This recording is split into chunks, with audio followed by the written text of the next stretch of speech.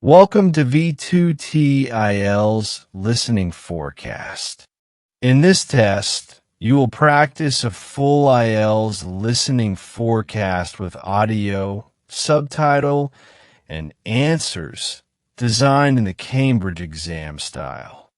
The test includes Part 1 to Part 4, just like the real IELTS exam. Get ready, focus carefully, and good luck with your practice.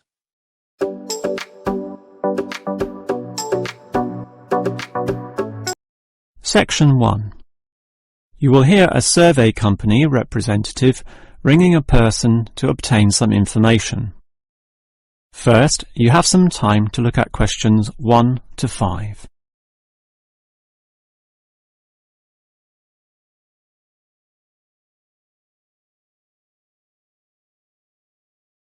You will see that there is an example that has been done for you. On this occasion only, the conversation relating to this will be played first. Hello? Hello? Who is this? Hello, I'm a representative of the Tally-Ho Survey Company, and I'd like to ask you a few questions regarding exercise. Ah, that's an interesting subject. The representative will ask questions about exercise, so exercise has been written in the space. Now we shall begin. You should answer the questions as you listen, because you will not hear the recording a second time. Now listen carefully and answer questions 1 to 5. Hello? Hello? Who is this? Hello, I'm a representative of the Tally-Ho Survey Company, and I'd like to ask you a few questions regarding exercise. Ah, that's an interesting subject. Yes, we think so too. But I'm afraid I'm a bit busy at the moment. Don't worry, this will only take about 4 minutes at the most. It's 10:25 now, so it will all be over by 10:30. Well, all right, if it's that short. It will be. So, one of the first things I need to know is where you are. That is, which suburb or area of the city. The last client was in Blackburn, for example. Blackburn, that's close to me. I'm in Box Hill. Another eastern suburb, then. I have a friend in Box Hill, too. Interesting place. Now, I need your approximate age for this survey. Are you younger than 20, between 20 and 29, 30 and 39, and so on? I'll turn 40 in a few months, so that puts me in the 40 to 49 age group. Well, that's in a few months, so right now you're in the 30 to 39. All right, so put that then. OK. Now, I need to know your occupation. The last caller was a housewife, for example. The one before that, a teacher. I used to be a teacher too, teaching cookery. And now? Now you can just put domestic duties. Actually, I hope to begin a new job soon as a cook, but that won't be for some time yet. I have to wait for my husband's restaurant to open. Cook? That sounds interesting. But it's domestic duties for now. OK, that just leaves some information about your family. This is not obligatory at all, so if you don't want to answer, that's fine. What sort of information exactly? Oh, it's very broad. Married with children, single mother, that sort of thing. The last customer said she was a single mother. I'm married and not a mother. Put married, no children. I'm married with children myself, but I'll put in your details. And that finishes the profile and just leaves the actual survey itself if you're ready to proceed. Before you hear the rest of the conversation, you have some time to look at questions 6 to 10.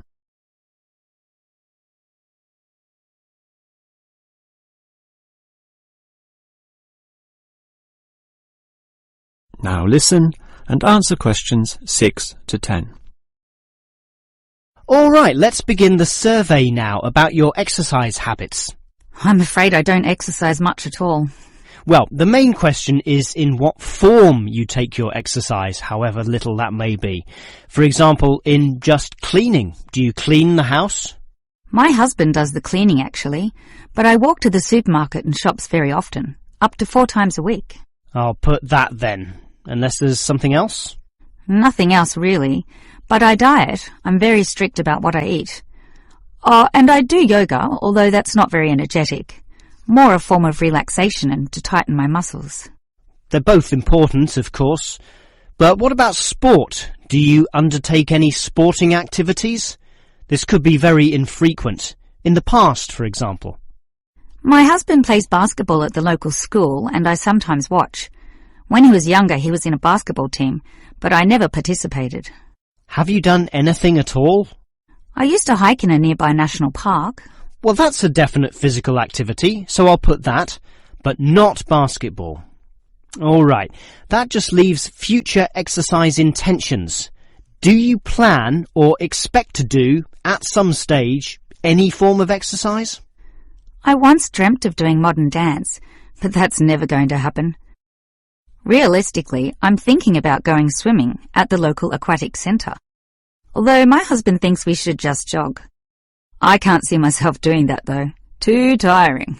I can understand. I used to jog too, and it really makes you sweat. I'd say swimming's a much better option. But I'll be starting this job as a cook in my husband's restaurant. I imagine I'll be very tired doing all those late shifts. But if I have any energy left over, I might go to the aquatic centre to release some stress. All right, well, that's the end of the survey. Thank you very much for your time. That is the end of section 1. You now have half a minute to check your answers.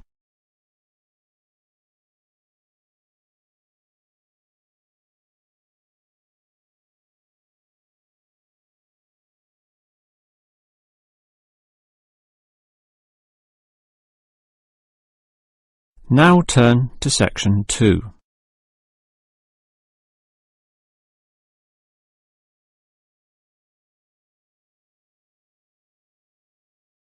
Section 2.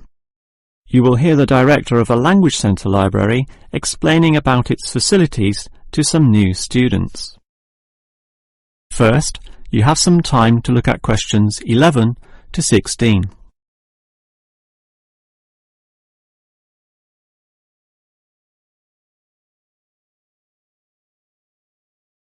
Now listen carefully and answer questions 11 to 16. Welcome to the library, or the ILC, which means Independent Learning Centre, and let me explain about some of its facilities. We're standing here at the entry gates next to the borrowing desk. That's where you check out any books, but you are also advised to study in the library here, since most of our material cannot be borrowed. Thus, we have seating along the middle of the library, and in that far corner in front of us on the left, we have the quiet reading section for some serious reading activity. We used to have the computers there, but then realised that that corner was very quiet and thus better suited for the purpose it now has. The computers were instead shifted to a more central location, right beside us here on the left.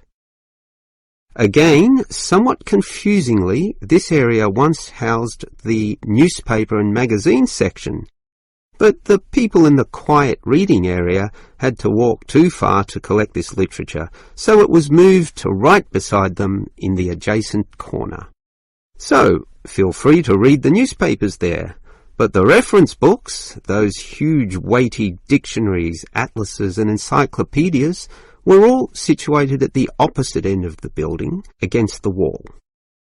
This was because they weren't generally that popular, and we wanted more space for the magazine racks, always a favourite with readers. Okay, as well as reading, you need to work on your listening skills, and for that you need the audio section. Again, such an activity needs a quiet area, so we put this in the last remaining corner up there on your right. As you can see, there are CD players and headphones, so just borrow the listening packs, sit down there and listen away. Right, that just leaves the main library. In other libraries, that's often right beside the newspaper and magazine section, allowing freedom to choose from all genres of literature, but here we've got them further apart. For the main library, just follow your nose past the central seating there and it's there among all that shelving, upon which you'll find an abundance of interesting books and listening packs to use. Before you hear the rest of the talk, you have some time to look at questions 17 to 20.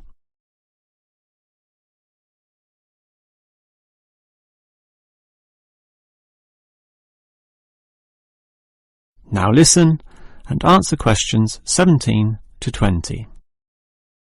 Now, I'd like to tell you a bit more about an excellent service offered in the ILC here that we call the Special Sessions. What can you do in them? For a start, many of you need practice in speaking English, and for that we hold a special discussion session led by a teacher. That can be noisy. In fact, we hope that it is noisy, since that would mean many people are talking. It's in the central seating area, and it used to be from 10:30 to 1:30, but we found that the noise was disturbing the regular ILC patrons, so we shortened and moved this discussion to the morning 9 a.m. time slot, when fewer people are in the centre. It goes for 1.5 hours. All right. What about writing skills? Well, we can help you there with another teacher. Now, writing is a fairly quiet activity, so that teacher stations him or herself in the quiet reading area from 1:30 until 3. The 10:30 to midday time slot cannot have a teacher for such writing skills, as they are all teaching in the morning. For this reason, of course, there cannot be an on-call teacher in the morning either. Although many people would like one, particularly the 10:30 to noon crowd, having just finished their early morning class. These students all have to wait until midday onwards, when, for 3 hours, a teacher will be stationed in the audio section, ready to deal with all those questions. Until recently, we had another teacher doing the 3 p.m. to 6 p.m. time slot in the central seating. But all the noise interfered with the late users of the ILC, so we had to cancel that. Also noisy can be the language exchange, where local students who want to learn your language will help you practice English. This is generally done in pairs, so the noise level is low enough not to need this exchange to run at 9 a.m, but at the more congenial time of 10:30 among the central seating. That must finish by 1:30 though, after which quieter and more individual activities take place. That is the end of section 2. You now have half a minute to check your answers.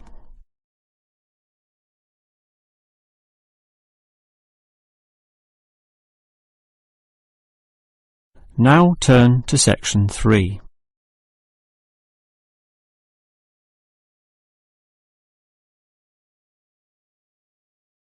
Section 3. You will hear two students, Dylan and Emily, discussing the techniques they use when listening to lectures. First, you have some time to look at questions 21 to 24.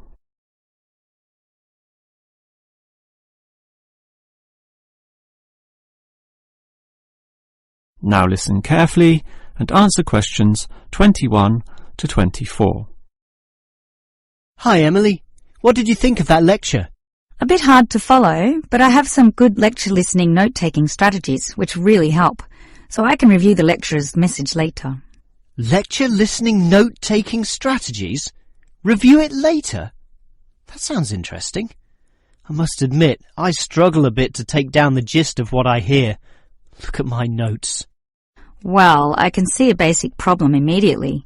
You're writing full words, such as century, when all you need is a C. And don't write crease, just draw an up arrow. And why write thousand when a TH will do? I see. Just use symbols. That's not a bad idea at all. It's the most basic strategy, allowing you to record information at a faster pace. These lecturers can talk faster than others too, so you don't want to waste any time. But you need to be very familiar with your set of symbols. Why? Because you'll have to look at these notes days, weeks, or even months afterwards when you begin writing your essay. So you'll need to be able to interpret them at a later stage. I think I can do this. even by looking at your notes. Imed must mean immediately. But regarding the lecture as a whole, I knew the professor would be giving a set of specific recommendations and comparing two alternative approaches, so I formatted my page in advance, adding the features consistent with the nature of what I was going to hear. I think I need an example of what you mean. Well, look at my page. Before the lecture, I drew large headings saying recommendations. You should always draw these, and I drew a table saying Approach 1 and Approach 2. At the end, I drew a flowchart, as obviously the final recommendation would be a step-by-step approach. Then I was prepared in advance to simply fill in the spaces. Wow! Now that's clever. Before you hear the rest of the talk, you have some time to look at questions 25 to 30.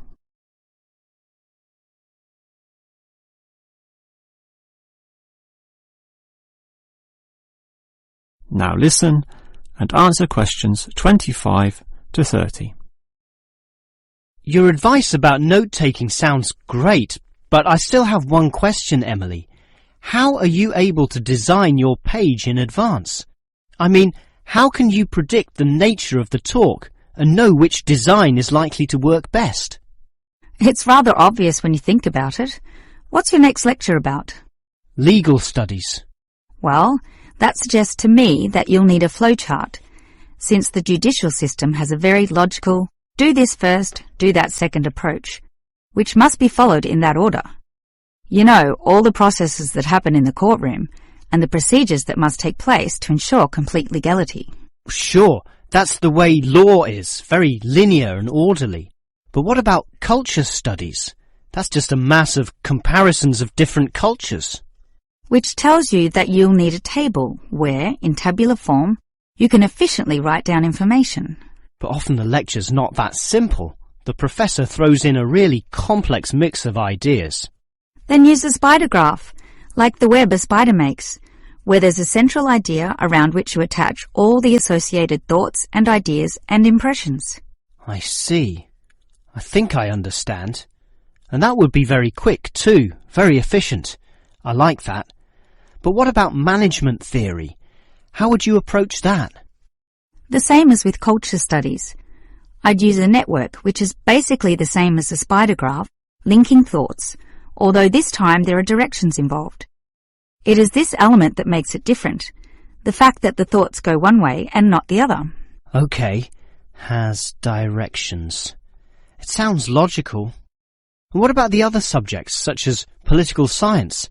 There's no predictable order to that.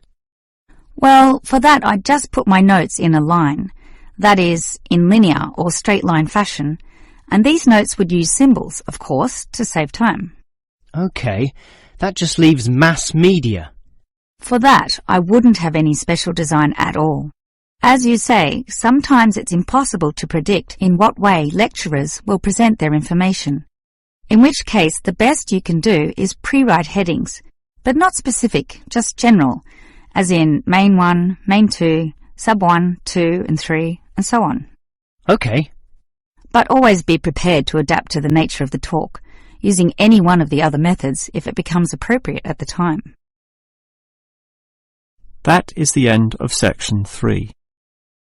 You now have half a minute to check your answers.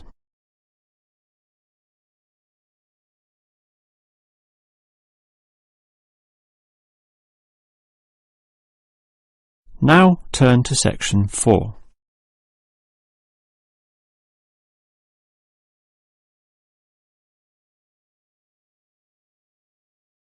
Section 4. You will hear a lecturer talking about an unusual atomic particle called a neutrino. First, you have some time to look at questions 31 to 35.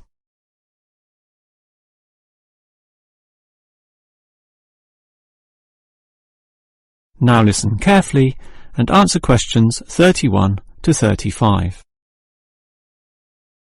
When considering the smallest unit of matter, the atom, most people know of electrons, protons and neutrons, but almost none know of another particle, even though they are constantly emitted from the sun in the trillions, with 100 to 200 billion of them regularly passing through your body every second. To repeat, that's not thousands, not millions, but billions every second. You don't feel them because they are small. In fact, so tiny that we can barely detect their presence at all. These mysterious particles are called neutrinos. Despite such an abundance, detecting them is a huge undertaking, and there are many reasons for this. Firstly, the neutrino itself is so small that you need to eliminate absolutely all other particles around. To do this, you need what is called a clean room, one that has an extremely low level of dust, microbes, floating particles, or chemical vapors. You probably don't know it, but the air around you right now has almost 40 million particles per cubic meter. In contrast, the cleanest of clean rooms has less than 10. The second problem is that you also need an environment with absolutely no background radiation. At the surface of the Earth, such radiation is all around, from the sun and sky, and from TVs and communication devices. The only way to screen out all that is to go underground, and I mean deep underground. For example, the Sudbury Neutrino Observatory in Canada uses an old nickel mine, one of the deepest in the world, and puts the observatory in its lowest tunnel, more than 2 kilometers below the surface. At such depths, stray radiation is sufficiently screened out to allow neutrinos only to pass by. The final problem is that you need an elaborate detection system, and this apparatus is huge, and its installation in this deep underground cavity presents quite a headache. Holding such a weighty construction safe and secure requires complex engineering work, such as rock bolting and support structuring. This obviously requires great care and takes a lot of effort. Before you hear the rest of the lecture, you have some time to look at questions 36 to 40.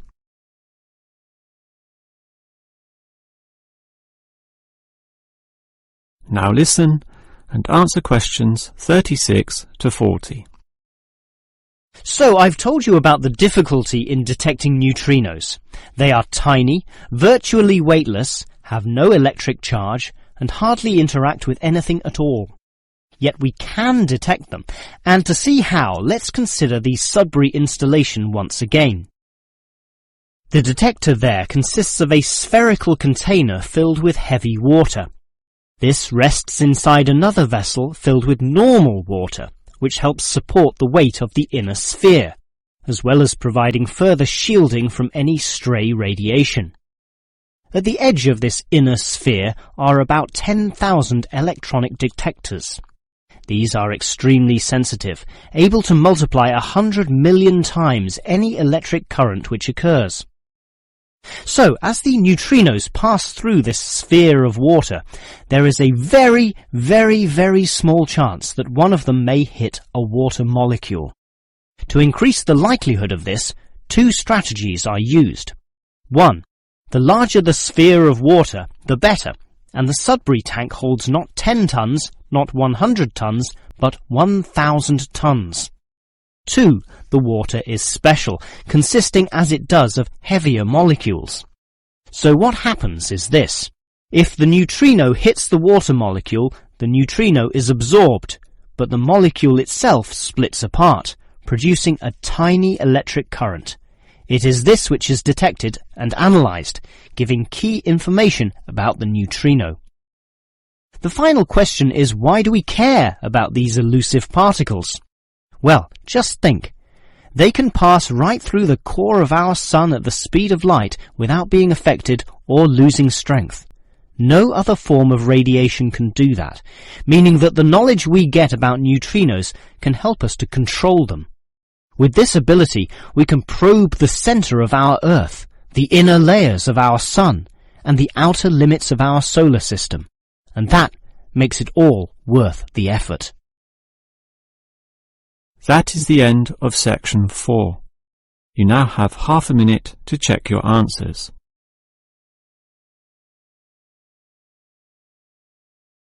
That is the end of the listening test.